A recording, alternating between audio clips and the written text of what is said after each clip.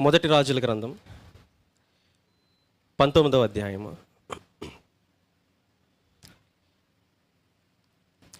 మొదటి నుండి 4 వచనాలు చదవండి. ఏలియా చేసినదంతయును అతడు ఖడ్గము చేత ప్రవక్తలనందరినీ చంపించిన సంగతియును ఆహాబు యెజెబెలునకు తెలియచెప్పగా యెజెబెలు ఒక దూత చేత ఏలియాకు ఈ వర్తమానము పంపించెను. రేపు ఈ వేళకు నేను నీ ప్రాణమును వారిలో ఒకని ప్రాణము వలె చేయని ఎడల దేవుడు నాకు గొప్ప అపాయము కలుగచేయునుగాక.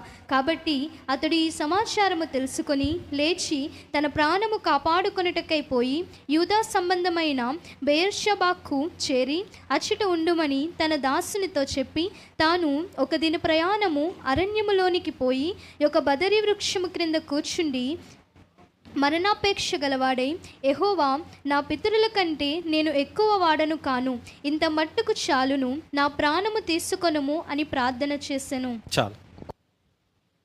ఇక్కడ సందర్భం మనందరికీ తెలిసిందే కాబట్టి నేను ఏం జరిగింది అనే దాని మీద ఎక్కువ ఫోకస్ పెట్టకుండా ఈ సందర్భంలో నుంచి మనం ఏం పాఠాలు నేర్చుకోగలము అనేది మనం చూద్దాం.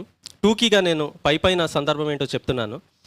ఏలియా మనందరికీ తెలుసు, ఇజ్రాయేలీలకి ప్రవక్త. ఏలియా కాలంలో ఆహాబు రాజుగా ఉన్నాడు, ఇజ్రాయేలీల్ని పరిపాలిస్తున్నాడు. ఆహాబుకి భార్య యెజెబెలు. వీరిద్దరు కూడా, భార్యాభర్తలు ఇద్దరు కూడా దేవునికి విశ్వాసులుగా లేరు, లేకపోతే దేవుని విరోధమైన వ్యక్తులు. ఆహాబు, యెజెబెలు, రాజు రాణి. వారి కాలంలో ఉన్న ప్రవక్త ఏలియా. ఏలియా దేవుని కొరకు నిలబడే వ్యక్తి, ధైర్యవంతుడు, రోషం కలిగిన ప్రవక్త. అయితే ఇప్పుడు మనం చదివిన ఆ సందర్భానికన్నా ముందు ఏం జరిగిందంటే, ఏలియా కర్మేలు అనే పర్వతం మీద 450 మంది ప్రవక్తల్ని హతం చేస్తాడు.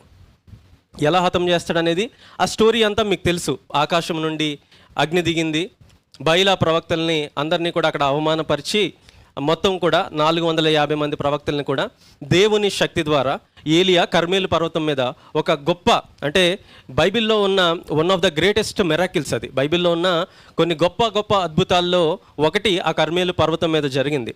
అంత శక్తివంతమైన అద్భుతాన్ని ఏలియా చేస్తాడు. చేసిన తర్వాత ఆకాశం నుండి అగ్ని దింపి 450 మంది ప్రవక్తల్ని హతము చేసిన తర్వాత ఇలాగ 450 మంది ప్రవక్తలు, బయలా ప్రవక్తలు, బయలా అనే దేవత యొక్క ప్రవక్తలు చనిపోయారు అని రాణికి తెలుస్తుంది. రాణికి తెలిసి, యెజెబెలు రాణికి తెలిసి ఆమె ఇక్కడ ఏలియాకి ఒక వార్నింగ్ లేకపోతే ఒక థ్రెట్ ఇస్తుంది. ఏమని చెప్తుందంటే, బయలా ప్రవక్తల్ని ఏలియా చంపాడు కాబట్టి రేపు ఈ టైంకి ఏలియాని కూడా నేను చంపేస్తాను. బయలా ప్రవక్తలు ఎలాగైతే చనిపోయారో అలాగే దేవుని ప్రవక్త, యెహోవా ప్రవక్త అయిన ఏలియా కూడా రేపు ఈ టైంకి వాళ్ళకి ఏ గతి పట్టిందో ఏలియాకి కూడా అదే గతి పడుతుంది అని యెజెబెలు రాణి ఛాలెంజ్ విసురుతుంది.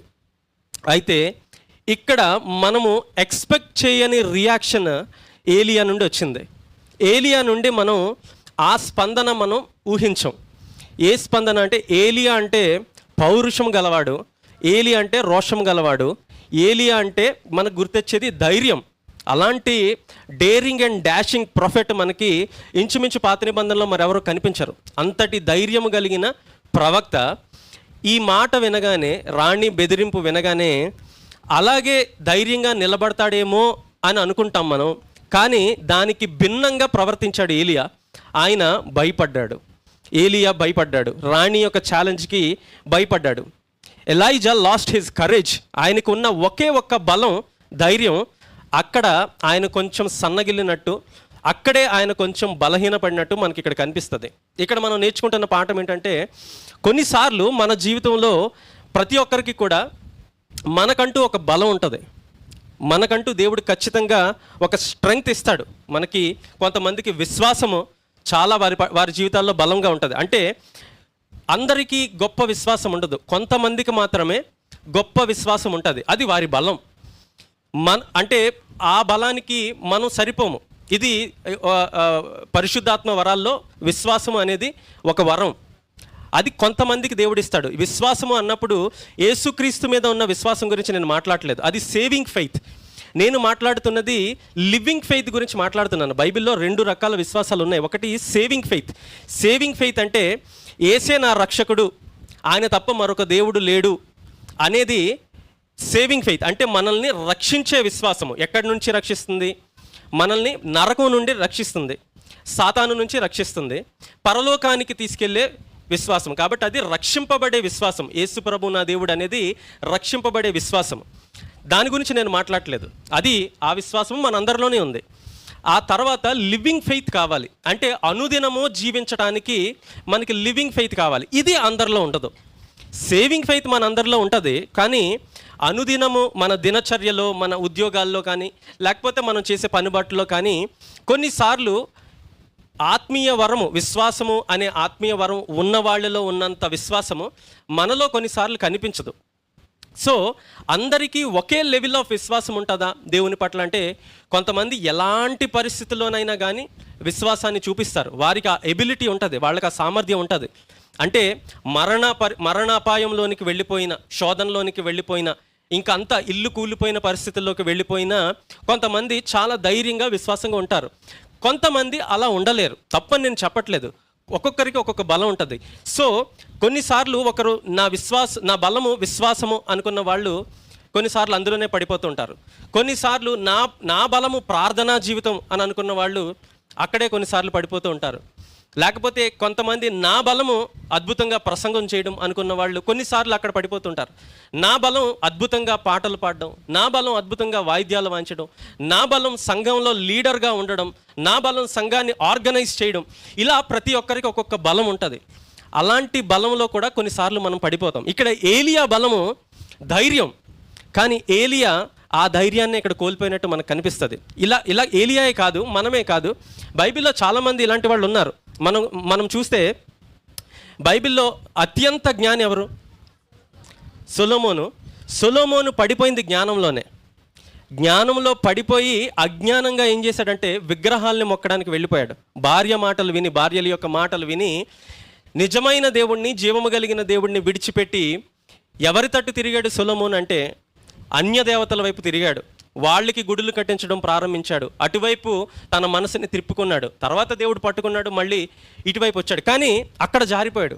అక్కడ జ్ఞానాన్ని చూపించలేకపోయాడు. అన్ని సామెతలు రాసిన సొలొమోను, అంత జ్ఞానంగా ఉన్న సొలొమోను, మానవ చరిత్రలో అటువంటి జ్ఞాని లేడని బైబిల్ చెప్తుంది. అలాంటి సొలొమోను ఎక్కడ పడిపోయాడంటే జ్ఞానంలోనే పడిపోయాడు. బైబిల్లో అత్యంత, లేకపోతే మోషేకున్న క్వాలిటీ ఏంటి? మోషేకున్న గొప్ప క్వాలిటీ దేవుడు బైబిల్లో చెప్తాడు. ఆయన మిక్కిలి సాత్వికుడు అని బైబిల్ చెప్తుంది. కానీ మోషే పడిపోయింది ఆ ఒక్కచోటే. ఆయన సాత్వికాన్ని విడిచిపెట్టి బండతో మాట్లాడమంటే ఏం చేశాడు? బండను కొట్టాడు. అక్కడ ఫ్యూరియస్ అయిపోయాడు ఆయన, అక్కడ యాంగ్రీ అయిపోయాడు, అక్కడ కోపం తెచ్చుకున్నాడు ఆయన.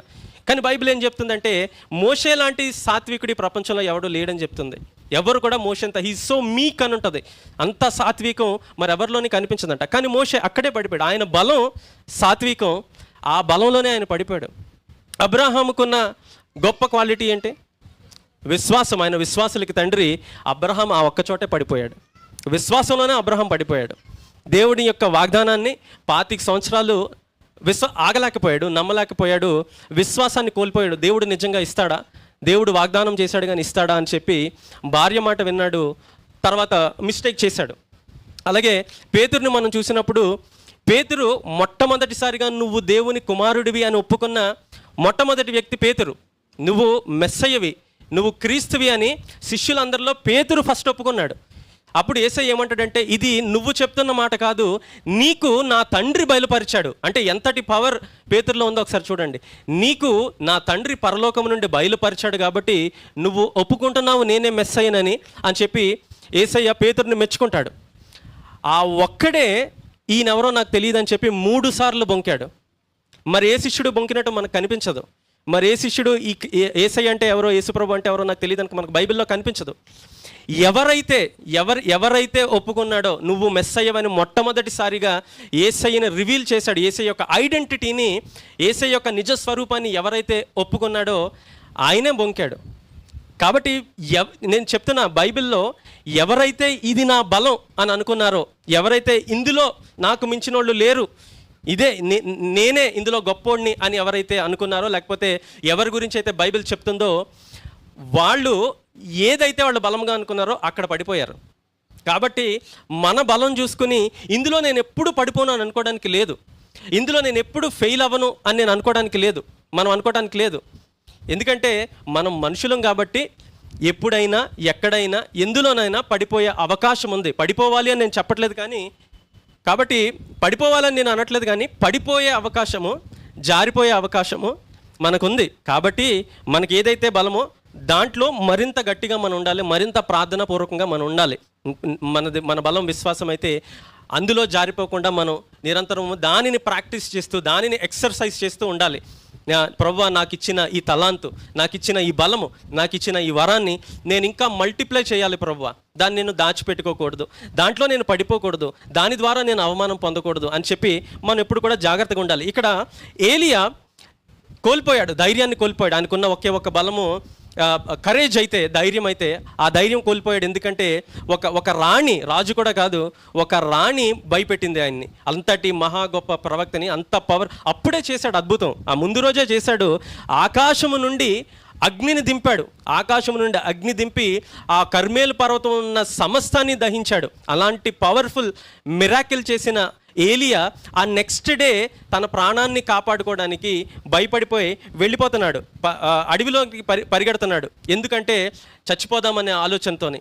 నేను నిన్ను చంపేస్తాను అని అంది కదా, ఆ యెజెబెలు రాణి నుంచి తప్పించుకోవడానికి ఆయన అరణ్యంలోనికి పరిగెడుతున్నాడంట. ఆయన ఎగ్జాస్ట్ అయిపోయాడు, అంటే అలసిపోయాడు. ఆయన శారీరకంగా అలసిపోయాడు, అలాగే ఇమోషనల్గా కూడా, మానసికంగా కూడా అలసిపోయాడు. ఇంకా వేస్ట్ అనుకున్నాడు. ఎన్ని అద్భుతాలు చేసినా ఇంకా వేస్ట్, దేవుని కోసం ఎంత బ్రతికినా ఇంకా వేస్ట్, ఈ రాణి రాజు మారరు అనుకున్నాడు. నా పని ఏదైతే ఉందో, నా మిషన్ ఏదైతే ఉందో అందులో నేను ఫెయిల్ అయిపోయాను అనుకుని డిప్రెషన్లోనికి వెళ్ళిపోయాడు, నిరాశలోనికి వెళ్ళిపోయాడు. ఏలియా లాంటి మహా గొప్ప ప్రవక్త నిరాశలోనికి వెళ్ళిపోయాడు. అంటే ఏలియా ఏమనుకున్నాడంటే, ఇంతటి అద్భుతాలు చేశాను కదా, ఇంత గొప్పగా నేను దేవుణ్ణి ప్రొజెక్ట్ చేస్తున్నాను కదా, ఇంత ఆ కర్మేలు పర్వతం మీద ఎక్కడ కనివిని ఎరగని మిరాకిల్ జరిగింది కదా, ఆకాశం నుండి అగ్నిని దింపాను కదా, ఇంత ఎవిడెన్స్ చూపించాను కదా, రాజుకి రాణికి నేను ఒక రుజువు పరిచాను కదా, ఎవరు నిజమైన దేవుడు, ఎవరు జీవము కలిగిన దేవుడు అని నేను రుజువు పరిచాను కదా, కాబట్టి ఖచ్చితంగా వాళ్ళు మారుతారులే అని అనుకున్నాడు. లేకపోతే ఎవిడెన్స్ ఇచ్చిన తర్వాత ఖచ్చితంగా నన్ను ఏమి అనర్లే అని అనుకున్నాడు. కానీ వాళ్ళు ఇంకా దేవుణ్ణి నమ్మలేకపోయేసరికి నిరాశలోనికి వెళ్ళిపోయాడు, డిప్రెషన్లోనికి వెళ్ళిపోయాడు ఏలియా. మనం కూడా ఈ కాలంలో చాలా ఎవిడెన్సెస్ చూపిస్తున్నాం యేసు ప్రభువే నిజమైన దేవుడు అని. అక్కడ ఏలియా ఎలాగైతే జీవము కలిగిన దేవుణ్ణి చూపించాడో, ఎవరు నిజమైన దేవుడు, ఎవరు నిజమైన దేవుడు కాదు అని క్లియర్గా ఆయన ప్రూవ్ చేశాడు, ఆయన రుజువు పరిచాడు కొండ మీద. అది దేశం మొత్తం పాకింది.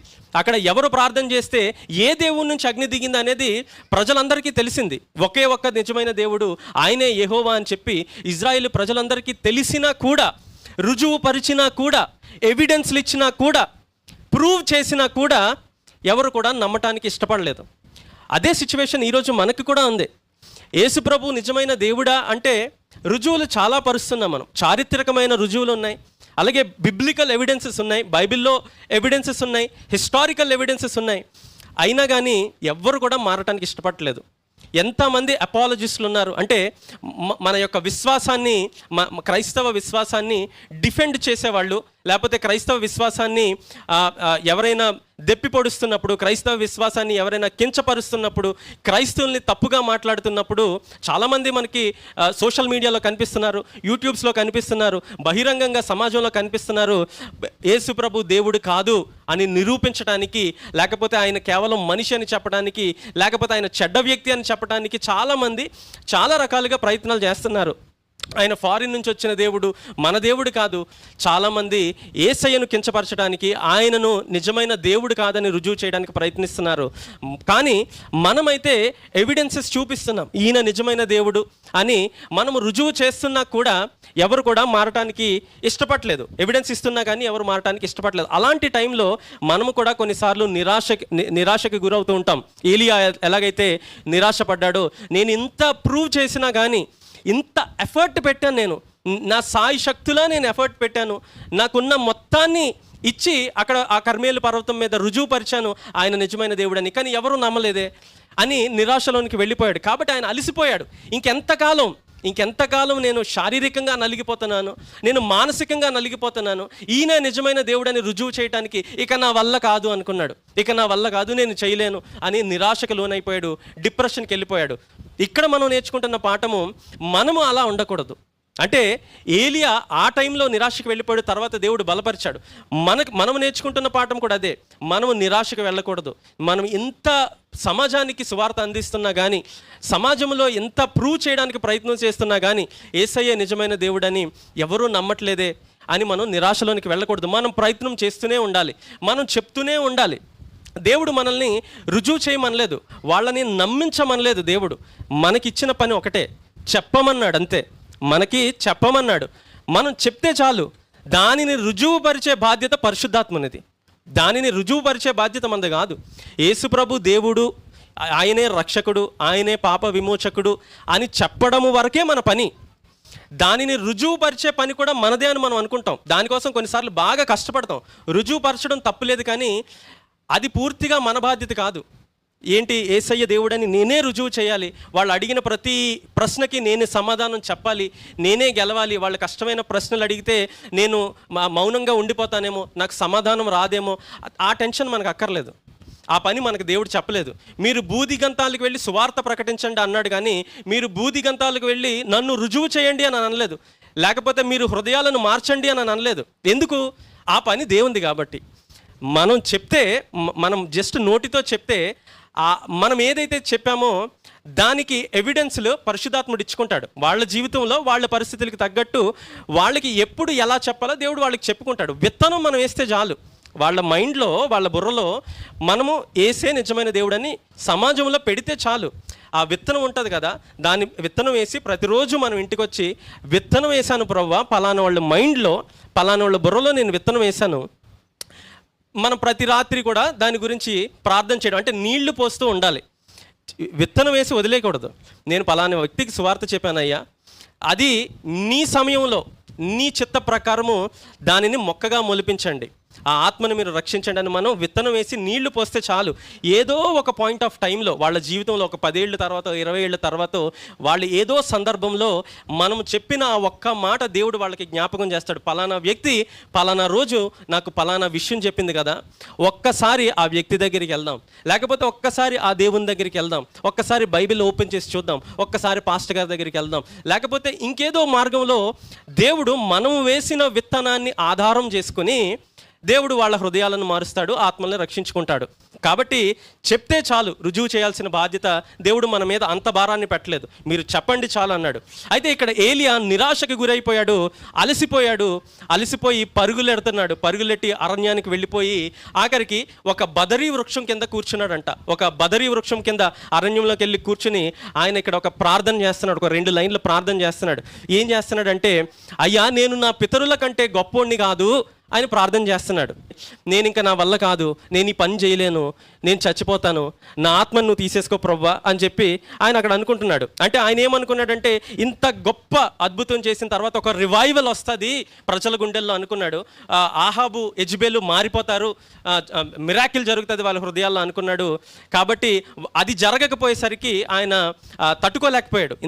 ఇంత చేసినా కానీ ఇంకా రాణి మారలేదు, రాజు మారలేదు, ప్రజలు మారలేదని ఆయన తట్టుకోలేకపోయాడు. మనం కొన్నిసార్లు ఏమనుకుంటామంటే, మనం చెప్పిన వాక్యం విని ప్రజలు మారిపోతారేమో అని అనుకుంటూ ఉంటాం. లేకపోతే మనం ఒక అద్భుతం చేసామనుకోండి, ఎవరికైనా ప్రార్థన చేసామనుకోండి, వాళ్ళ కడుపు నొప్పి తగ్గిందనుకోండి, లేకపోతే వాళ్ళ జీవితాల్లో ఏదైనా ఒక అద్భుతం జరిగిందనుకోండి, వారి సమస్యల నుంచి విడుదల కలిగింది, లేకపోతే దురాత్మ విడిచి వెళ్ళిపోయింది అనుకోండి, మనం ఏం ఎక్స్పెక్ట్ చేస్తామంటే వాళ్ళు మారిపోతారు అని అనుకుంటాం. లేకపోతే అద్భుతంగా ప్రసంగం చేసాం, ఎక్కడైనా సూపర్గా ఉంది ప్రసంగం, చాలా బాగుంది అని అందరూ చెప్పారు. మనం ఏం ఎక్స్పెక్ట్ చేస్తామంటే అందరూ మారిపోతారేమో, మన వాక్యం విని అందరూ మారిపోతారేమో అంటే మారరు, ఎవ్వరూ మారరు. దేవుడు ఎవరినైతే పట్టుకుంటాడో, లేకపోతే ఆ వాక్యాన్ని నిజంగా ఎవరైతే తీసుకుని ప్రార్థన చేస్తారో వాళ్ళే మారుతారు, అందరూ మారరు. మనమే దానికి ఎగ్జాంపుల్. మనము ఒక 20-30 ఏళ్ళుగా వాక్యం వింటున్నాం కదా, మనం ప్రతి ఆదివారం చర్చికి వస్తున్నాం కదా, ప్రతిరోజు ప్రార్థన చేసుకుంటాం, యూట్యూబ్లో అట్లా వాక్యం వింటూనే ఉన్నాం కదా. కానీ మనలో ఉన్న బలహీనతలు మనలోనే ఉన్నాయి. దానికి ఎవరో బయట వాళ్ళు ఎగ్జాంపుల్ అక్కర్లేదు, నేనే ఎగ్జాంపుల్ దానికి. చిన్నప్పటి నుంచి వాక్యం వింటున్నాం, కానీ నాలో ఉన్న బలహీనతలు నాలో నేను ఒక్కసారి వాక్యం విని వెంటనే దాన్ని తీసేసుకోవట్లేదే, ఒక్కసారి వాక్యం విని వెంటనే పశ్చాత్తాప పడిపోవట్లేదే. వాక్యం వింటున్నాము, మళ్ళీ ఇంటికి వెళ్ళి యథా ప్రకారమే జీవిస్తున్నాము. వాక్యం ఎన్నిసార్లు వాక్యం విన్నా, ఎవరి ద్వారా వాక్యం విన్నా, చిన్నవాళ్ళ ద్వారా విన్నా, పెద్దవాళ్ళ ద్వారా విన్నా, వాక్యం విన్నంత మాత్రాన మనుషులు మారిపోతారు అని మనం అనుకోకూడదు. అద్భుతాలు జరుగుతున్నంత మాత్రాన మనం ఒక అద్భుతం చేసాం, అది జరిగింది కాబట్టి ఆ వ్యక్తి మారిపోతాడు అని అనుకోవడానికి లేదు. కాబట్టి ఈ విషయాన్ని మనం జ్ఞాపకం చేసుకోవాలి. ఏంటంటే మనం సువార్త చెప్తే మారిపోతారు, మనం వాక్యం చెప్తే మారిపోతారు, మనం అద్భుతం చేస్తే మారిపోతారు అనుకోవడానికి లేదు. ఎందుకంటే యేసయ్య కొన్ని వేల అద్భుతాలు చేశాడు. అద్భుతాలు చేసిన ప్రతి ఒక్కళ్ళు మారిపోయారా ఈ భూమి మీద అంటే లేదు. కొద్దిమందే మారారు, కొద్దిమందే మారు మనసు పొందారు. ఆయన ఎన్ని అద్భుతాలు చేశాడో ఆయనకే తెలీదు. అన్ని అద్భుతాలు చేశాడు. యోహాను సువార్తలో ఆయన ఆఖరిలో రాస్తాడు కదా, యేసయ్య చేసిన అద్భుతాలు రాయడం మొదలు పెడితే ఈ భూమి కూడా సరిపోదంట. లెక్కకు మించినన్ని అద్భుతాలు యేసయ్య 3.5 సంవత్సరాల్లో చేశాడు. కానీ లెక్కకు మించినంత మంది మారారా? ఆయన బతికుండగా ఎవరు మారలేదు కదా. ఆయన అద్భుతాలు చేస్తేనే ఎవరు మారలేదు. ఆయన ఎంతో మందికి, ఎన్నో వేల మందికి ప్రసంగాలు చేశాడు. కొండ మీద ఒక్కసారి ఆయన కూర్చున్నాడంటే, దోణిలో ఒక్కసారి ఆయన కూర్చున్నాడంటే కొన్ని వేల మంది ఆయన ప్రసంగాలు విన్నారు. అన్ని వేల మంది మార్పు చెందారా? లేరు. అందులోనే ఎంతోమంది, కొన్ని వందల మంది ఈ వ్యక్తిని సిలువేయండి అని చెప్పి అరిచిన వాళ్ళు కూడా ఉన్నారు. ఎవరైతే ఆయన వాక్యం విన్నారో, ఎవరైతే ఆయన ప్రసంగాలు విన్నారో, ఎవరైతే ఆయన ద్వారా లబ్ధి పొందారో, ఎవరైతే ఆయన ద్వారా అద్భుతాలను అనుభవించారో, అలాంటి వాళ్ళు కూడా ఈ వ్యక్తిని సిలువేయండి అని అరిచిన వాళ్ళు ఉన్నారు. కాబట్టి మనం అద్భుతం చేసినంత మాత్రాన, మనం ప్రసంగం చేసినంత మాత్రాన ప్రజలందరూ మారిపోతారు, మనం సువార్త చెప్పినంత మాత్రాన ప్రజలందరూ మారిపోతారు అని అనుకోవటానికి లేదు. మన శక్తి ద్వారా కాదు, మన బలము ద్వారా కాదు, ప్రతిదీ కూడా దేవుని చేతిలో ఉంది. మన చేతిలో ఏమి లేదు. కానీ ఒక్కటైతే మనం నమ్మాలి, ప్రార్థన ద్వారా జీవితాలను మనం మార్చొచ్చు. అద్భుతాల ద్వారా మార్చలేమేమో కానీ, ప్రసంగాల ద్వారా కొన్నిసార్లు మన జీవితాలను మార్చలేమేమో కానీ, ప్రార్థన ద్వారా ఖచ్చితంగా మనుషుల్ని మనం మార్చొచ్చు, పరిస్థితుల్ని మనం మార్చొచ్చు. అది మనం జ్ఞాపకం చేసుకోవాలి. దేవుడు మనందరికన్నా గొప్పడు కాబట్టి మన విశ్వాసము దేవుని మీద ఉండాలి. మనం చెప్పిన సువార్త కాదు, మనం చెప్పిన వాక్యము కాదు, మనం పాడిన పాట కాదు, మనం చేసిన అద్భుతం కాదు. ఏదైనా కానీ దేవుడు చేస్తాడు. ఆయన అనుకున్న టైంకి ఆయన చేయవలసిన విధానంలో ఆయన చేస్తాడు. మన పని చెప్పడం వరకే, మన పని ప్రార్థించడం వరకే, మన పని దేవుడు ఏం చెప్తే అది చేయడం వరకే. మనము దేని గురించి వర్రీ అవ్వాలంటే, మనకి దేవునికి మధ్య సంబంధం ఎలా ఉంది అనేది మనం చూసుకోవాలి. మనకి ప్రజలకి మధ్య ఏం జరుగుతుంది అనే దానికన్నా, మనం చెప్తే ఎవరు ఎలా రియాక్ట్ అవుతున్నారు, ఎవరు ఎలా స్పందిస్తున్నారు అనే దానికన్నా, మనము దేని గురించి వర్రీ అవ్వాలంటే, మనకి దేవునికి మధ్య సత్సంబంధం ఉందా లేదా, దేవునితో నేను సమయాన్ని గడపగలుగుతున్నానా లేదా, దేవునికి నాకు మధ్య కమ్యూనికేషన్ ఉందా లేదా. ఆ కమ్యూనికేషన్, ఆ మాటలు ప్రతిరోజు దేవునికి మనకి మధ్య మాటలు ఎప్పుడు కూడా ఆగకూడదు, ఏ ఒక్కరోజు కూడా ఆగకూడదు. కమ్యూనికేషన్ అన్నప్పుడు రెండు వైపులా ఉండాలి. అంటే ఇటువైపు నుంచి వెళ్ళడమే కాదు, అటువైపు నుంచి రావాలి, లేకపోతే అటువైపు నుంచి రావడమే కాదు, ఇటువైపు నుంచి కూడా వెళ్ళాలి. కొంతమంది ఏం చేస్తారంటే ప్రతిరోజు ప్రార్థన చేసుకుంటూ ఉంటారు, అది కమ్యూనికేషన్ అవ్వదు. ప్రతిరోజు దేవునితో మాట్లాడితే కమ్యూనికేషన్ అవ్వదు. అటునుంచి కూడా జవాబు రావాలి. అటునుంచి జవాబు రావాలంటే దేవుడు మాట్లాడతాడంటే ఖచ్చితంగా మాట్లాడతాడు. కానీ ఆయన స్వరాన్ని వినిపించి మాట్లాడతాడా అంటే అది మనం చెప్పలేం. అటునుంచి ఎలా వస్తుంది అంటే దీనిలో నుంచి వస్తుంది ఆయన స్వరం. ప్రతిరోజు వాక్యం కూడా చదవాలి, అప్పుడే అది 2 వే కమ్యూనికేషన్ అవుతుంది. రెండు వైపులా కమ్యూనికేషన్ అంటే, ఒకటి ప్రార్థన చేయడం, మనం దేవునితో మాట్లాడడం, వాక్యం చదవడం, దేవుడు మనతో మాట్లాడడం. అయితే కొంతమంది వాక్యం మాత్రమే చదువుతారు, గంటలు వాక్యం బైబిల్ తెరిచి అధ్యాయాలు చదువుతూ ఉంటారు.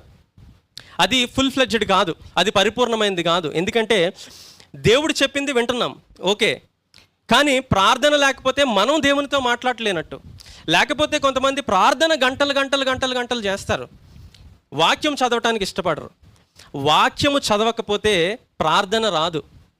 వాక్యం చెప్తే అది ప్రార్థన ఎలా చేయాలో, వాక్యము ద్వారా ప్రార్థన చేయాలి, వాక్యాన్ని పట్టుకుని ప్రార్థన చేయాలి, లేఖనాలను పట్టుకుని మనం ప్రార్థన చేయాలి, లేఖనాలతో ప్రార్థన చేయాలి. ఎప్పుడైనా లేఖనం లేకుండా చేసే ప్రార్థన అది పొడి ప్రార్థన, అందులో జీవం ఉండదు.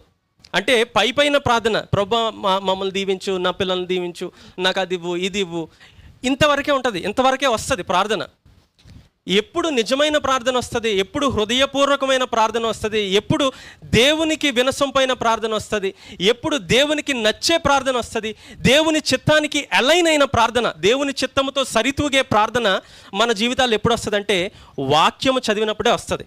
వాక్యం చదివినప్పుడు అబ్రహాము ఎలా ప్రార్థన చేశాడు, ఇస్సాకు ఎలా చేశాడు, యాకోబు ఎలా చేశాడు, దావీదు ఎలా చేశాడు, సొలొమోను ఎలా చేశాడు, యెబ్బేజు ఎలా చేశాడు, యెహెజ్కేలు ఎలా చేశాడు, దానియేలు ఎలా చేశాడు, వారి జీవితాల్లో దేవుడు ఏం చేశాడు, ఇవన్నీ కూడా మనం నేర్చుకున్నప్పుడు అందులో నుండి ఎంతో గొప్ప ప్రార్థన మనకు వస్తుంది. అందులో నుండి నేర్చుకున్న పాఠాలు, వాళ్ళు చేసే ప్రార్థన, వాళ్ళు దేవుణ్ణి చూసిన విధానము, వాళ్ళు దేవుణ్ణి స్తుతించిన విధానము, వాళ్ళు దేవుణ్ణి పొగడిన విధానము, ఇవన్నీ కూడా మనకి తెలుస్తాయి.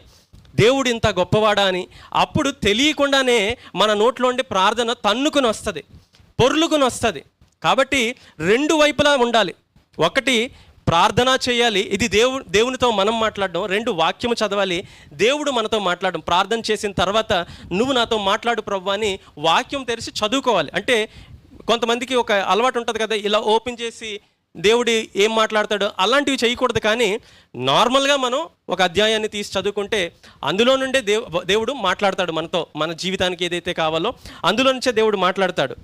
సో మనం వర్రీ అవ్వాల్సింది దేవునితో మనకి కమ్యూనికేషన్ ఉందా, రెండు వైపులా కమ్యూనికేషన్ ఉందా, వాక్యము మన జీవితంలో ఉందా, ప్రార్థన మన జీవితంలో ఉందా, దేవుని నుంచి నేను వేరు అవ్వలేదు కదా అనేది మనం చూసుకుంటే అది మనం ఎక్కువ వర్రీ అయితే చాలు తప్ప నన్ను బట్టి ఎంతమంది మార్పు చెందుతున్నారు, నేను చేసిన ప్రార్థన బట్టి, లేకపోతే నా వాక్యాన్ని బట్టి, లేకపోతే నా అద్భుతాలను బట్టి ఎంతమంది మారుతున్నారు, అయ్యో మారట్లేదే అని చెప్పి మనము డిప్రెషన్లోనికి వెళ్ళకూడదు. నేను నా పితరుల కన్నా గొప్పవాడిని కాదు, నన్ను చంపేయి అని అంటున్నాడు. ఇక్కడ ఒక గమ్మత్తైన విషయం ఉంది. ఈ భూమి మీద అందరూ చనిపోతున్నారు, కానీ చావు లేని వ్యక్తి ఎవరు, ఇప్పటికీ కూడా చనిపోని వ్యక్తి ఎవరు? ఇద్దరు వ్యక్తులు ఉన్నారు కదా బైబిల్లో. సో ఎంత కామెడీగా ఉంది, ఎంత సిల్లీగా ఉంది చూడండి. ఏ వ్యక్తి అయితే నన్ను చంపేయని ప్రార్థన చేస్తున్నాడు, ఆ వ్యక్తి ఇప్పటివరకు చచ్చిపోలేదు. మనం చచ్చిపోతాం, ఏలియా తర్వాత అందరూ చచ్చిపోయారు, బట్ ఇప్పటికీ ఈ రోజుకి కూడా ఏలియా చనిపోలేదు. He still alive. ఆయన ఇంకా బ్రతికే ఉన్నాడు, ఆయన ఇంకా ఇలాంటి శరీరంతోనే ఉన్నాడు. కాకపోతే ఏ ప్రదేశంలో ఉన్నాడు అనేది మనకు తెలియదు. ఒక ప్లేస్లో అయితే ఉన్నాడు. ఇప్పుడు నేను మాట్లాడుతుండగా, ఇప్పుడు మీరు వింటుండగా ఏలియా బ్రతికే ఉన్నాడు కదా, ఆయన మరణాన్ని రుచి చూడలేదు కదా. అది ఒక ఊహించుకుంటే చాలా గమ్మత్తుగా అనిపిస్తుంటుంది. నన్ను చంపే అంటున్న వ్యక్తి మరణం కోసం ప్రాకలాడుతున్నాడు, కానీ ఆ వ్యక్తికి తెలియదు అసలు ఆ వ్యక్తికి మరణమే లేదని. అంటే మరణం ఉందనుకోండి, ఫ్యూచర్లో అది జరగబోతుంది. ప్రకటన గ్రంథం అది చదివితే మనకు అర్థమవుతుంది. 7 ఏండ్ల మహాశ్రమకాలంలో ఏలియాకు మరణం ఉంటుందని కొంతమంది థియాలజియన్స్, బైబిల్ పండితులు చెప్తూ ఉంటారు. అయితే అవన్నీ దేవుడు చూసుకునే పనులు. ఏలియాని ఎప్పుడు మరణానికి అప్పగించాలనేది అది దేవుని యొక్క పని. మనం దానికోసం బుర్ర బద్దలు కొట్టుకోకర్లేదు. అయితే మనకు తెలిసిన విషయం ఏంటంటే ఏలియా ఇప్పటివరకు చనిపోలేదు. కాబట్టి ఆయన ప్రార్థన ఏం చేస్తున్నాడంటే నన్ను చంపేయి అంటున్నాడు. నేను నా వల్ల కాదు, ఇంకా నన్ను తీసేసుకో ప్రభువా, నన్ను మరణానికి అప్పగించు అంటున్నాడు. అయితే ఆ ప్రార్థన దేవుడు వినలేదు, ఏలియా చేస్తున్న ఆ ప్రార్థన. ఆ ముందు రోజు ఏలియా చేసిన ప్రార్థన దేవుడు విన్నాడు. ఈ బయల ప్రవక్తలకి నువ్వు ఒక బుద్ధి చెప్పు ప్రభువా, వాళ్ళకు ఒక పాఠం నేర్పించు అంటే ఆ ప్రార్థన దేవుడు విన్నాడు. కానీ అదే ఏలియా అదే దేవునితో ఆ నెక్స్ట్ డే మాట్లాడుతున్నాడు, నన్ను చంపు, నన్ను మరణానికి అప్పగించు అంటే ముందు రోజు దేవుడు ఏలియా ప్రార్థన విన్నాడు, ఆ నెక్స్ట్ డే దేవుడు ఏలియా ప్రార్థన వినలేదు, దానికి ఎస్ చెప్పలేదు, దేవుడు దానికి నో చెప్పాడు. ఇక్కడ మనం నేర్చుకుంటున్న పాఠం ఏంటంటే నిన్న చేసిన ప్రార్థనకి కొన్నిసార్లు జవాబు వస్తుంది, ఆ తర్వాత రోజు మనం మరొక విషయం కోసం ప్రార్థన చేస్తాం, దానికి దేవుడు జవాబు ఇవ్వడు. అంత మాత్రాన దేవుడు వినట్లేదా అంటే వింటున్నాడు, కానీ అది ఇవ్వడం దేవునికి ఇష్టం లేదు. అది ఒక పాసిబిలిటీ అని మనం గ్రహించాలి. అదేంటి ప్రభు, నిన్న చేశాను, పలానా వ్యక్తి బాగుపడ్డాడు, పలానా వాళ్ళు పిలిచారు, దెయ్యం పట్టింది అన్నారు, అక్కడికి వెళ్ళాను, ప్రార్థించాను, అక్కడ నీ కార్యం చేసావు. ఈరోజు కూడా అదే సందర్భం, వేరే వ్యక్తి దగ్గరికి వెళ్ళాను, దురాత్మ పట్టింది, ప్రార్థన చేశాను, కానీ దురాత్మ వదలట్లేదు, లేకపోతే స్వస్థత రావట్లేదు, లేకపోతే వాళ్ళ సమస్య నుంచి విడుదల రావట్లేదు. నిన్న విన్నవాడివే నువ్వే, నిన్న ప్రార్థన చేసిన వాడిని నేనే, నిన్న ప్రార్థన చేసిన దాన్ని నేనే, కానీ నిన్న జవాబు ఇచ్చావు, నిన్న కార్యం చేశావు, ఈరోజు ఎందుకు చేయట్లేదు అంటే అది దేవుని ఇష్టం, అది ఆయన ఇష్టం, ఎప్పుడు ఏం చేయాలో ఆయనకు తెలుసు. కాబట్టి మనం ప్రార్థన చేస్తే కొన్నిసార్లు దేవుడు అది ఇవ్వటానికి ఇష్టపడడు. మనం ప్రార్థన చేసిన ప్రతిసారి దేవుడు మనకి పాజిటివ్ రెస్పాన్స్ ఇవ్వాలి అని మనం అనుకుంటాం కదా, అది తప్పుడు ఆలోచన. ప్రతిసారి కూడా దేవుడు పాజిటివ్గా రెస్పాండ్ అవ్వడు. ప్రతిసారి మనకి కావాల్సిందే ఆయన ఇవ్వడానికి ఇష్టపడ్డు. ఎందుకంటే అది మనకి మంచిది కాదని దేవునికి తెలుసు. కాబట్టి మనకి ఏది మంచిదో దేవుడు అదే ఇస్తాడు. మనకి ఏదైతే మంచిదో అదే ఇస్తాడు. మనకి చెడ్డది ఏది కూడా ఆయన ఇవ్వడు. అందుకే ఆయన అన్నాడు కదా, చెడ్డవారైన మీరు మీ పిల్లలు ఒకవేళ మిమ్మల్ని ఇస్తే పావునివ్వరు కదా, మీరు రొట్టెని అడిగితే మీరు పావునివ్వరు కదా. చెడ్డవాళ్ళైనా మీరే మీ పిల్లల్ని అంత బాగా చూసుకుంటే మీకన్నా కొన్ని కోట్ల రెట్లు మంచోడిని నేను. అంత మంచోడిని నేను మీకు చెడ్డవి ఎందుకు ఇస్తాను? మిమ్మల్ని పాడు చేసేవి నేను ఎందుకు ఇస్తాను? మీకు హాని చేసేవి నేను ఎందుకు ఇస్తాను? మీ జీవితాన్ని నాశనం చేసేవి నేను ఎందుకు ఇస్తాను? మీకు అపాయం కలిగించేవి నేను ఎందుకు ఇస్తాను? నేను ఇవ్వను. మీరు ప్రాబబ్లీ దానికోసం అడుగుతూ ఉండొచ్చు. ఇప్పుడు మన కూర్చున్న వాళ్ళు ఎవరో కొంతమంది ప్రవ్వా నాకు పలానా దివ్వు ప్రవ్వా అని కొంతమంది అడుగుతూ ఉండొచ్చు. దానికి జవాబు రాకపోతూ ఉండొచ్చు. కొన్ని సంవత్సరాలుగా ప్రార్థన చేస్తున్నా దానికి జవాబు రాకపోతూ ఉండొచ్చు. లేకపోతే దేవుడు దానికి జవాబు ఇచ్చేసాడేమో నేను ఇవ్వను అని. అయినప్పటికీ కొన్నిసార్లు మనం మొండిపట్టు పడతాం, లేదు నాకు కావాలి ప్రవ్వా అని. అలా మనం మొండిపట్టు పట్టకూడదు. ఆయన వద్దు అన్నాడంటే వద్దు, ఆయన నో చెప్పాడంటే అది మనకి మంచిది కాదని అర్థం. కొన్నిసార్లు మనం ఏం ఆలోచిస్తామంటే మనకి మంచిది అంటే డబ్బులు ఇస్తే మంచిది, ఆస్తి ఇస్తే మంచిది, లేకపోతే అంతస్తులు ఇస్తే మంచిది, ఐశ్వర్యం ఇస్తే మంచిది, ఉద్యోగాలు ఇస్తే మంచిది అని మనం అనుకుంటాం. కొన్నిసార్లు అనారోగ్యాన్ని కూడా ఆయన ఇస్తూ ఉంటాడు. అది మనకి చెడ్డదిగా కనిపిస్తుంది, కానీ అది మనకి మంచిదని దేవునికి తెలుసు కాబట్టి అది మనకి ఇచ్చాడు. అనారోగ్యంలో మంచితనం ఉంటుందా అండి అంటే కొన్నిసార్లు అనారోగ్యంలో కూడా మంచితనం ఉంటుందేమో. అది దేవుని పర్స్పెక్టివ్లో ఉంటుంది. దేవుని ఆలోచన విధానం అలా ఉంటుంది. ఇప్పుడు పౌలు పక్కలో ఒక ముళ్ళు ఉంది, తీసే అన్నాడు. ప్రార్థన చేశాడంట, 3 సార్లు ప్రార్థన చేశాడు. పౌలు నడుచుకుంటూ వెళ్తే ఆయన నీడ తగిలి చాలామంది బాగుపడ్డారంట. కానీ పౌలులోనే ముళ్ళు ఉంది, పౌలులోనే జబ్బు ఉంది, కానీ అది బాగుపరచుకోలేకపోతున్నాడు. ప్రార్థన చేశాడు, తీసేస్తావంటే నేను తీయను అన్నాడు. నేను తీయడం కావాలా, నా కృప నీకు కావాలా అంటే ఓకే నీ కృపే నాకు కావాలన్నాడు. అక్కడితో వదిలేశాడు. ఎందుకు దేవుడు పౌలుకి ముళ్ళు పెట్టాడంటే అది మంచిది అని దేవుడు తలంచాడు కాబట్టి. పౌలు జీవితంలో అది మంచిది, ఆ ముళ్ళు మంచిది, లేకపోతే అనారోగ్యం మంచిది అని దేవుడు తలంచాడు కాబట్టి పౌలు జీవితంలో దానిని అనుమతించాడు. అలాగే మన జీవితంలో మంచి చేస్తున్నాడు దేవుడు అంటే అన్నీ మనకు కావాల్సినవన్నీ ఇచ్చేయడం కాదు. కొన్నిసార్లు పేదరికాన్ని ఇస్తాడు, అది మంచిది మన జీవితంలో అని. కొన్నిసార్లు అంటే జీవితాంతం పేదవాళ్ళుగా ఉంచుతాడని నేను అనట్లేదు. కొన్ని సందర్భాల్లో కొంత టైం వరకు లేమిలో ఉంచే అవకాశాలు ఉన్నాయి, కొంత టైం వరకు అనారోగ్యంతో ఉంచే అవకాశాలు ఉన్నాయి, కొంత టైం వరకు శోధనలో ఉంచే అవకాశాలు ఉన్నాయి, కొంత టైం వరకు మన పక్కన ఒక ముళ్ళు పెడతాడు. అది మన పక్కింటోళ్ళతో అవ్వచ్చు, మన ఇంట్లో వాళ్ళతో అవ్వచ్చు, మన పిల్లల నుంచి అవ్వచ్చు, మన తల్లిదండ్రుల నుంచి అవ్వచ్చు, మన కుటుంబ సభ్యుల నుంచి అవ్వచ్చు, మన స్నేహితుల నుంచి అవ్వచ్చు. ఇలాగా కొన్నిసార్లు కొన్ని వాటికి దేవుడు మనల్ని అలో చేస్తూ ఉంటాడు. ఎందుకంటే ఆ సందర్భంలో ఆ పరిస్థితులకి తగ్గట్టు అది మనకి మంచిది అని దేవుడు తలుస్తాడు కాబట్టి. అంటే అది ఉంటే ప్రాబబ్లీ మనం కొంచెం ప్రార్థనలో ఎక్కువ ఉంటామేమో, మనం దేవునికి నుంచి దూరం అయిపోతున్నామేమో. కాబట్టి మనల్ని కొంచెం లోపరుచుకోవడానికి, మనల్ని కొంచెం బెండ్ చేయడానికి, మనలో కొంచెం దీనత్వాన్ని నింపడానికి, మన గర్వాన్ని కొంచెం తగ్గించడానికి దేవునితో కొంత సమయం మనం గడుపుతామేమో అనే ఆశతోని, నా దగ్గరికి వస్తారేమో, నాతో కొంత టైం గడుపుతారేమో అని చెప్పి కొన్నిసార్లు కొన్ని యొక్క బలహీనతలకి దేవుడు మనల్ని అనుమతిస్తాడు. అది మనకి మంచిది. మనం మంచి ఎలా చూస్తామంటే ఈ లోకానుసారంగా మనం చూస్తాం, కానీ దేవుడు మన ఆత్మ పరలోకానికి ఏ విషయమైతే మనల్ని పరలోకానికి నడిపిస్తుందో దానినే మంచి అనుకుంటాడు ఆయన ఏదైనా చేస్తాడు, మనల్ని పరలోకానికి తీసుకెళ్ళి కూర్చోబెట్టాలనుకుంటాడు. అదొక్కటే దేవునికి గోల్, ఇంకేది లేదు. సాతానుకున్న ఒకే ఒక గోల్ ఏంటంటే ఎట్టి పరిస్థితుల్లో మనల్ని నరకంలో కూర్చోబెట్టాలనుకుంటాడు. దేవునికి ఉన్న ఒకే ఒక్క ఉద్దేశం మన పట్ల ఏంటంటే ఈ ఆత్మని నేను తీసుకెళ్ళి పరలోకంలో కూర్చోబెట్టాలి. వీళ్ళిద్దరికీ ఈ రెండే గోల్స్తో వాళ్ళు పనిచేస్తారు. ఒకడు నరకంలో కూర్చోబెట్టాలనుకుంటాడు, ఒక ఆయనేమో పరలోకంలో కూర్చోబెట్టాలనుకుంటాడు. ఇంకేది వాళ్ళకి మ్యాటర్ కాదు. ఇంక ఈ లోకంలో ఉన్న ఏది కూడా దేవునికి కానీ సాతానికి కానీ మ్యాటర్ కాదు. మన డబ్బు కానీ, మన ఆస్తులు కానీ, మన అంతస్తులు కానీ, మన ఆరోగ్యం కాదు, ఏది కూడా మ్యాటర్ కాదు. పరలోకానికి అడ్డొస్తున్న దేన్నైనా దేవుడు తీసేయడానికి రెడీ అవుతాడు.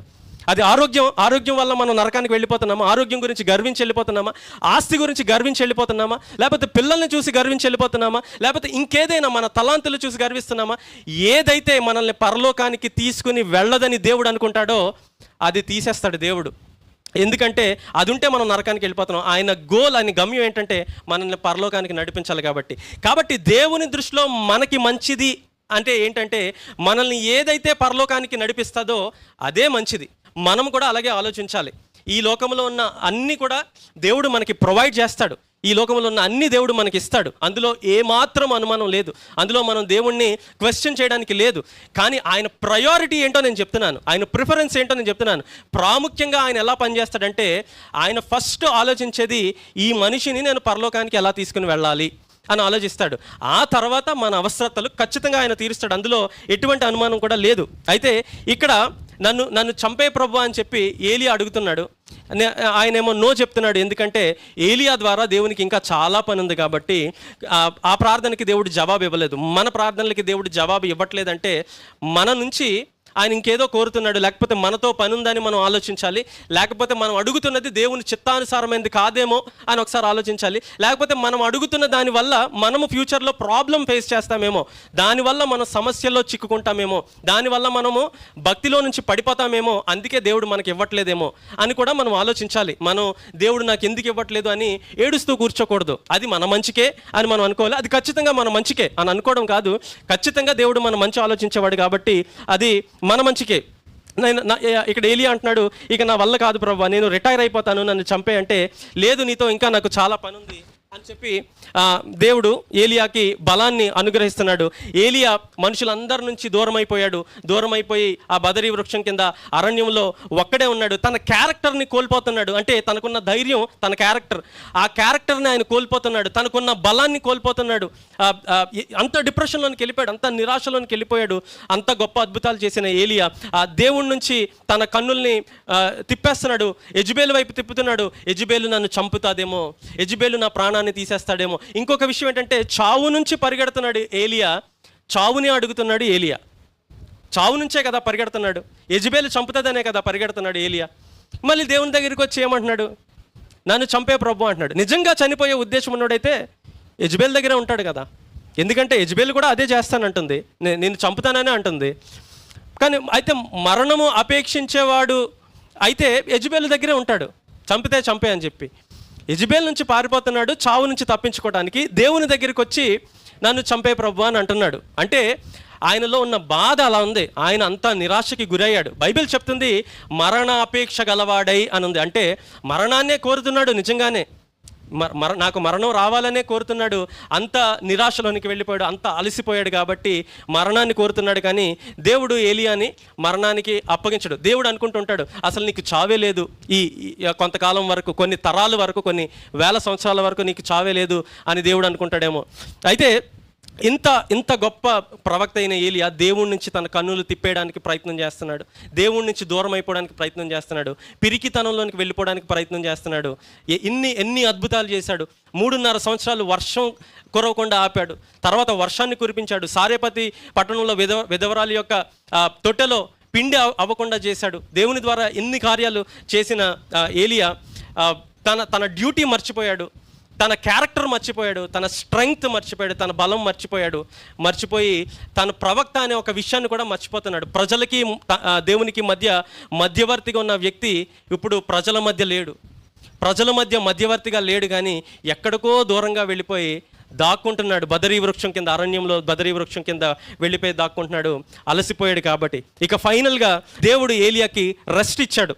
సరే, నువ్వు ఇంత అలసిపోయావు కాబట్టి ముందు నువ్వు రెస్ట్ తీసుకో, నీకు ఒక దేవదూతను పంపిస్తాను, ఆ దేవదూత నీకు రొట్టెనిస్తుంది, నీళ్ళు ఇస్తుంది, నువ్వు రెస్ట్ తీసుకో అని చెప్పి దేవుడు అక్కడ రెస్ట్ ఇచ్చాడు. కొన్నిసార్లు మనం ఏమనుకుంటామంటే, అంటే దేవుని మీద కొంచెం అలిగాం కదా, దేవుడి మీద మనం విసుక్కున్నాం కదా, విశ్వాసంలో నుంచి కొంచెం తొలగిపోయాం కదా, అలసిపోయాం కదా, దేవుడు చాలా కటువుగా మనతో వ్యవహరిస్తాడేమో అని మనం అనుకుంటాం. కానీ దేవుణ్ణి మనుషులు చూసే విధానము యాక్చువల్లీ దేవుడు అది కాదు. మనము దేవుణ్ణి చాలా స్ట్రిక్ట్గా చూస్తాం. దేవుడు అంటే ఎప్పుడు బెత్తం పట్టుకుని కొట్టేవాడు అన్నట్టు మనం చూస్తాం. కానీ దేవుడు చాలా మంచోడు, చాలా అంటే చాలా మంచోడు. ఎంత మంచోడు అంటే మనం చెప్పలేనంత మంచోడు, మనం వివరించలేనంత మంచోడు. అంత జాలి కలిగిన దేవుడు. ఆయన అంత తొందరగా కోప్పడే దేవుడు కాదు, ఆయన సహించే దేవుడు, పేషెంట్గా ఉండే దేవుడు, ఓర్పుతో ఉండే దేవుడు, సహనంతో ఉండే దేవుడు. ఏదైనా తోటలో మనకి తెలిసింది కదా, ఆదాము తప్పు చేస్తాడు. ఆదాము అవ్వ పాపం చేసినప్పుడు, పాపము చేసిన మరుక్షణం ఆయనకి తెలుసు, దేవునికి తెలుసు ఏంటంటే ప్రపంచం మొత్తం కల్లోలం అయిపోబోతుంది, మరణం అనేది ఈ భూమి మీదకి వచ్చేసింది, పాపం అనేది భూమి మీదకి వచ్చింది, మానవ జాతి మొత్తం నాశనం అయిపోయింది అని దేవునికి తెలుసు. అంత గొప్ప విపత్తు, భయంకరమైన విపత్తు ఏదేను తోటలో జరిగింది. ఇదంతా కాదు, కానీ మరొక గొప్ప విషయం ఏంటంటే ఆయనకి తెలుసు ఈ ఆదాము చేసిన తప్పుకి ఆయన మరణం చెందాలి, నేను చచ్చిపోవాలి అనేది ఆయనకి తెలుసు.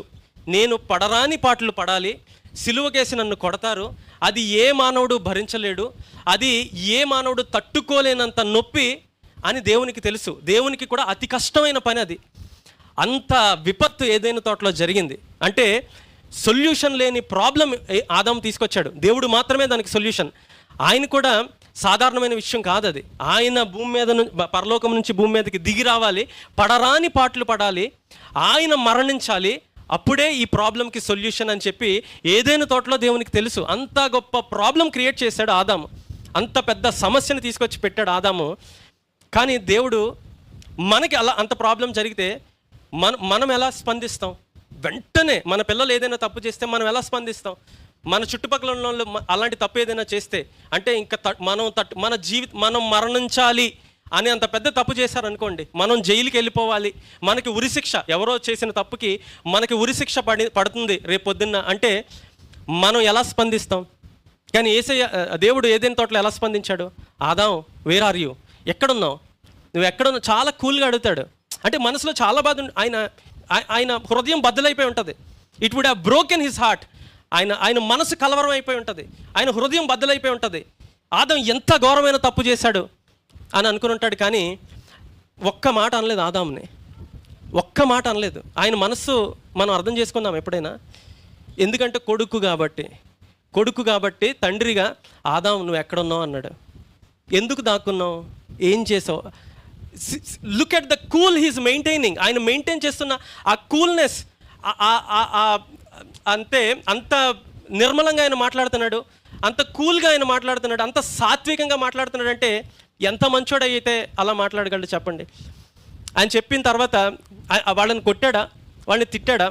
లెదర్ జాకెట్స్ వాళ్ళకి తయారు చేసి ఏదైనా తోటలోంచి బయటికి పంపించాడు. ఊరికే పంపించలేదు, వాళ్ళకి కావలసిన ప్రొవైడెన్స్ ఇచ్చాడు. వాళ్ళకి ఏదైతే కావాలో అది ఇచ్చాడు. సరే, తప్పు చేశారు, ఓకే, దానికి కాన్సిక్వెన్సెస్ ఉంటాయి, దానికి ఖచ్చితంగా పరిణామాలు ఉంటాయని చెప్పాడు. ఇది నీ పరిణామం ఆదాము, నువ్వు ఇది చేసావు కాబట్టి ఇది పరిణామం, ఇది నువ్వు అనుభవిస్తావు. నువ్వు పలాంది చేసావు కాబట్టి నువ్వు పలాంది అనుభవిస్తావు. సాతాను నువ్వు పలాంది చేసావు కాబట్టి నువ్వు పలాంది అనుభవిస్తావు అని వాళ్ళ పరిణామాలు చెప్పాడు. చెప్పి అక్కడితో విడిచిపెట్టలేదు. నేను మిమ్మల్ని చంపేసి కొత్త ఆదాముని క్రియేట్ చేస్తానని అనలేదు. సరే, తప్పు చేస్తే చేసావు, కానీ నీకు ఒక మంచి జాకెట్, తోలు అవి కుట్టించి, చర్మపు చొక్కాలు కుట్టించి, అంటే అప్పటికీ కూడా వాళ్ళకి కావాల్సింది ఆయన ఇస్తున్నాడు. మరి అంత మంచోడు కదా దేవుడు. కాబట్టి మనం ఎప్పుడు దేవుడు కొట్టేస్తాడు, తిట్టేస్తాడు, మనల్ని చంపేస్తాడు ఆ ఉద్దేశంతో చూడొద్దు. భయం ఖచ్చితంగా ఉండాలి, ప్రేమలో నుంచి భయపడాలి. ఆయన ఏం రాక్షసుడు కాదు, ఆయన ఏం సైకో కాదు, ఆయన ఏం శాడిస్ట్ కాదు. చాలామంది అలా చూస్తారు దేవుణ్ణి. అమ్మో ఇలా చేస్తే దేవుడు కొట్టేస్తాడు, అమ్మో అలా చేస్తే దేవుడు చంపడు. మనము ఆయన నుంచి దూరంగా వెళ్ళిపోయినా ఆయన మనతోనే ఉంటున్నాడు కదా. ఎన్నోసార్లు ప్రార్థన చేయడం మర్చిపోతాం, ఎన్నోసార్లు వాక్యం చదువుకోవడం మర్చిపోతాం, ఎన్నోసార్లు దేవునికి ఇష్టం లేకుండా మనం అబద్ధాలు ఆడుతూ ఉంటాం, ఎన్నోసార్లు కొండాలు చెప్తూ ఉంటాం, ఎన్నోసార్లు దేవునికి నచ్చని మాటలు మనం చెప్తూ ఉంటాం, ఎన్నోసార్లు దేవుడు చేయొద్దన్న పని చేస్తూ ఉంటాం, ఎన్నోసార్లు దేవుడు ఆలోచించొద్దన్నవి మనం ఆలోచిస్తూ ఉంటాం.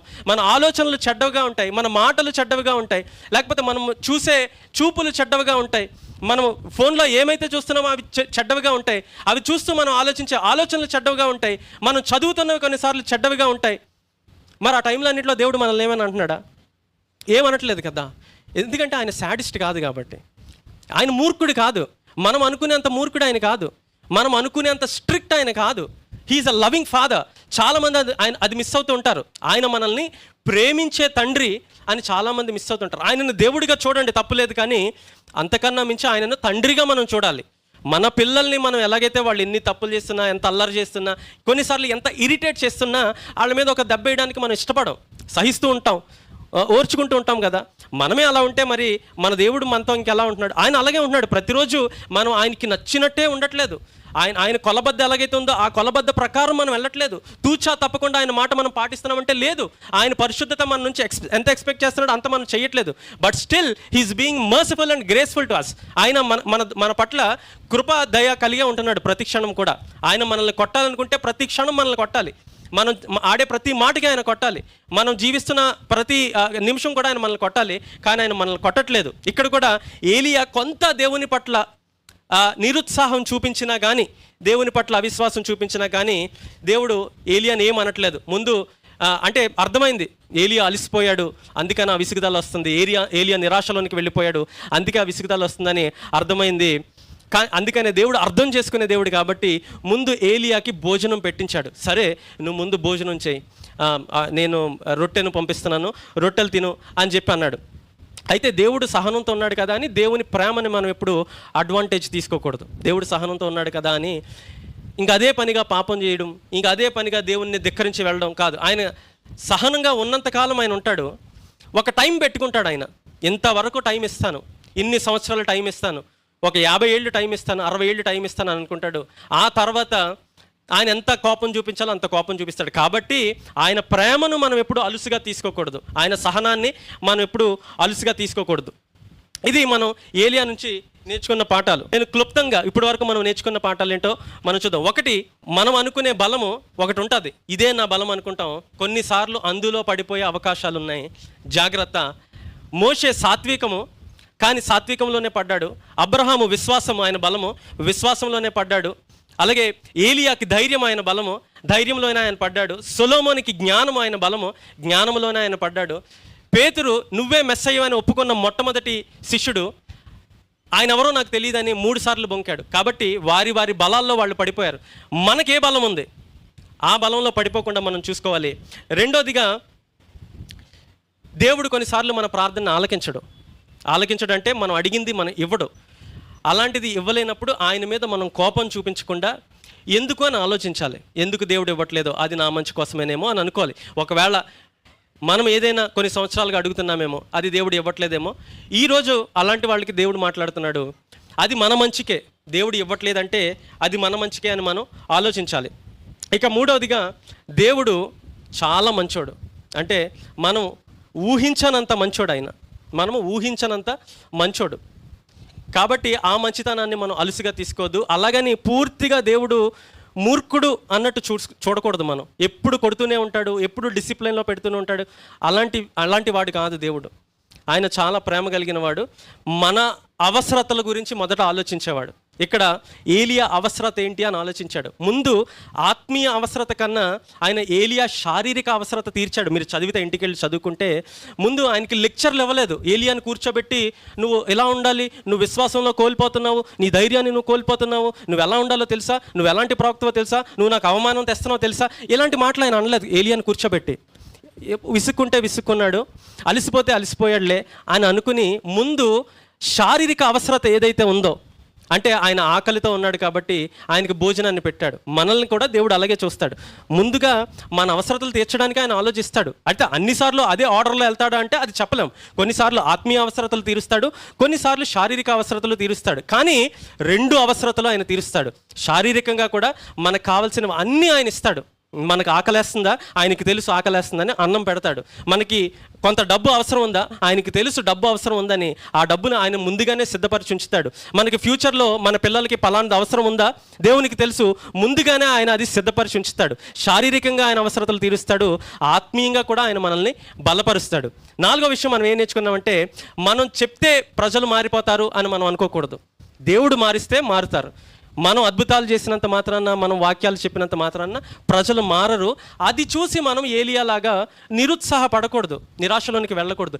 ఇంత చెప్పినా కానీ ఎందుకు వీళ్ళు మారట్లేదు, నా కుటుంబ సభ్యులే, నా బంధువులే, వీళ్ళు హైందవులు, వీళ్ళకి నేను సువార్త చెప్తున్నాను కానీ వీళ్ళు ఎందుకు మారట్లేదు అని చెప్పి నిరాశకు వెళ్ళకూడదు. కానీ వాళ్ళ గురించి మనం ప్రార్థన చేయాలి. తలలు వంచండి, ప్రార్థన చేసుకుందాం.